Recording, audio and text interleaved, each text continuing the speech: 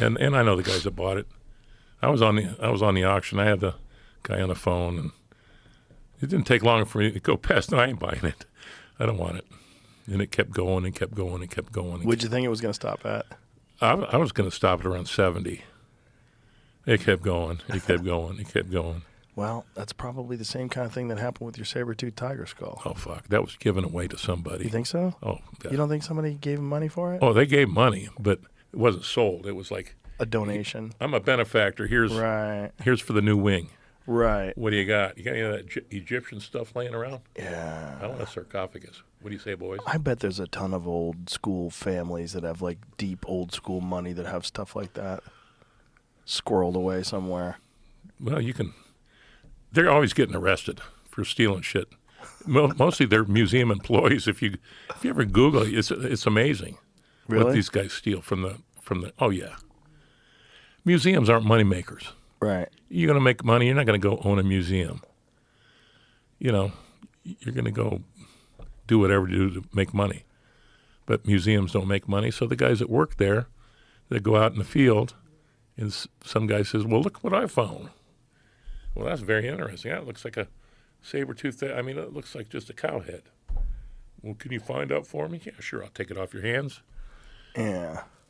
And off he goes.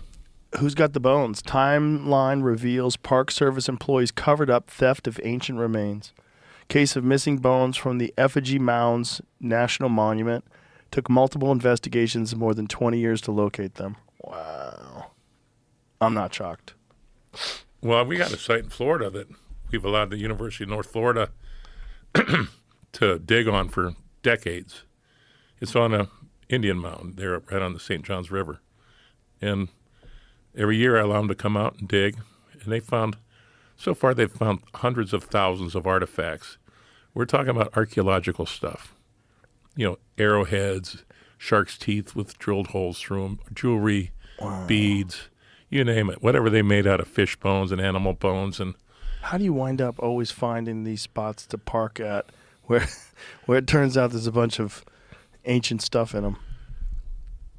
My parents bought this property when I was a young guy, but I spent a lot of time as a 9, 10, 11, 12, 13-year-old kid just digging. I like digging in the dirt. And the Alaska stuff was about gold, but it didn't take long to find the bones. And the bones, to me, they're more fun. They're more, they're not worth anything to me because I don't sell them. Another scandal that the AMNH was involved in recently. Facing scrutiny, a museum that holds 12,000 human remains changes course. American Museum of National History said it would address its collecting of remains, which stretched into the 1940s, and including practices now viewed as abusive and racist. So it must be Native American bones. There's a bunch of all sorts of stuff, actually, but same time period we're talking about. I like how they put it. They're planning to overhaul their stewardship of more than 12,000 human remains. Painful legacy of collecting practices that saw the museum acquire the skeletons of indigenous and enslaved people taken from their graves and the bodies of New Yorkers who died as recently as the 1940s. Wow. They probably got some of Whoa. those. Yeah. Reconstruction of a burial of a warrior from Mongolia in about 1000 AD. Wow. They decided to remove that? I mean, that's just a picture. I don't What are know. they going to leave it there? What are you doing? I I just want to go brought it look. up. They were obviously doing some stuff. And Oh, they're Yeah. not. They're not the only ones doing this. Smithsonian's doing this stuff too. I'm sure. And there's not much I can do about it. I mean, it's. Well, especially there's no argument if they've had it sitting on their shelves for all this time. And I've offered to make this happen. Let's get it back here. It's, an endless, tilt in the windmill and all that stuff. But, I never met you before a few years ago. And prior to that, I would just say the only guy I'll talk to is Joe Rogan about this. Because if I'm going to talk to anybody, I'm going to talk to the most influential man on earth. And you weren't supposed to call me. But here I am for the third time. Listen, of course I was supposed to. I'm fascinated. Because I didn't want to tell this story. I just wanted to keep boning. And now that it's going, everybody wants me to do all this fucking work. I'm not a research scientist. I don't have all these machines. I can't do all this stuff. What are you asking me for? Go to M&H. That's their job. That's what they got paid to do. What are you chewing my ass for? Well, best case scenario, as we described, they give it back to you. Researchers get involved. You build a facility on site. They study it.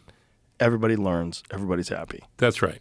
Yeah. And when we have some knowledge at the end of the day Yeah. that we don't have now and we won't get if we don't do something like this. Because all my bones come from one little 2-acre spot. And you talk about in situ, in place, it's right there. Yeah. You can't find a bone here and find one 9 miles away and somehow say they're from the same area. But you can sure find them there, and you can find out where they exactly came from. You can figure out what that piece you're holding. You can tell how many times it had sex, male or female, what its diet was, where it traveled to.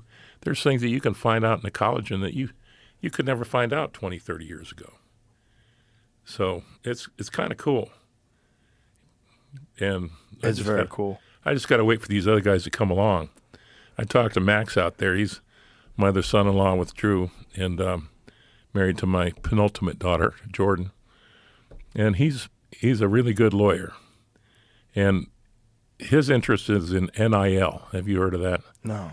NIL is name, image, likeness. Oh, okay. For the kids coming out of high school, college, and stuff for the pro sports. Mm-hmm. And he played football for Oregon. He was a center. I watched him play in the Rose Bowl. Good guy. And we were talking a little bit about the legalities of stuff like this. And he's pretty good on contracts, and he's read this stuff and said, you got him by the balls, man, because he got the receipts. I guarantee you those guys don't have the receipts. They probably trashed them years ago. I got every one of them. I got all the letters. I got the communications. Well, John,